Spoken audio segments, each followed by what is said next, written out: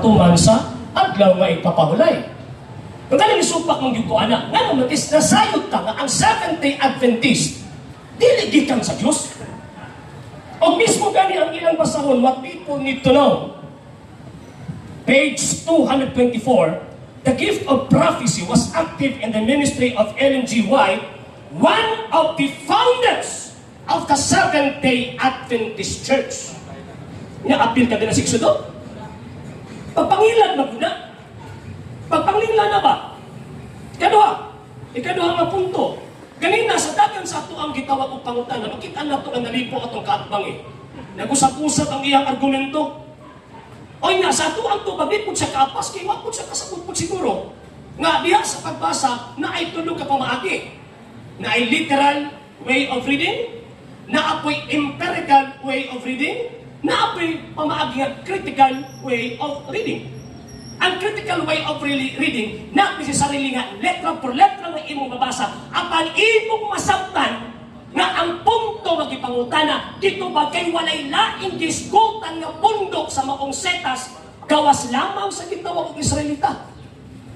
So dili makabarog, wa nakabarog na kung kaatbang sa iyahang kaugalingong argumento. Ikaduha, wa gyud sa bisag sa kagihatag nga setas sa balaang kasulatan nga ang Seventh-day Adventist appeal. Hindi mo pagod sa appeal ni sa bisan kinsa puro lamang claim na may hagihatag na supporting evidence na makorroborate sa iyang argumento. O ako, ningon siya na, may mabasa pa nga, isayutan na ako ibasa. Na ako'y tawag in corroboration. Kaya napasi pagpangling na kaganina, gi-appeal pa na si Kristo nag-implement, pagka naman nag-implement. Kasi Kristo at that time is nagtuman sa gitog subong, mabita ipapatay sa mga sabalista. Diba?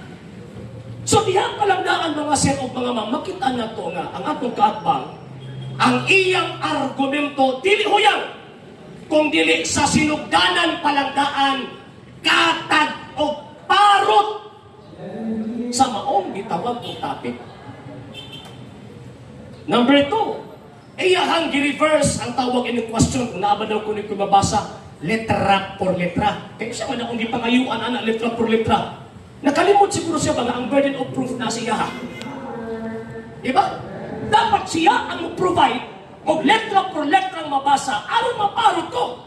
Pero nahuman na lang mo ang tawag and question and answer until now. Wala pa rin nagkahatag, bisa-usa. Diba?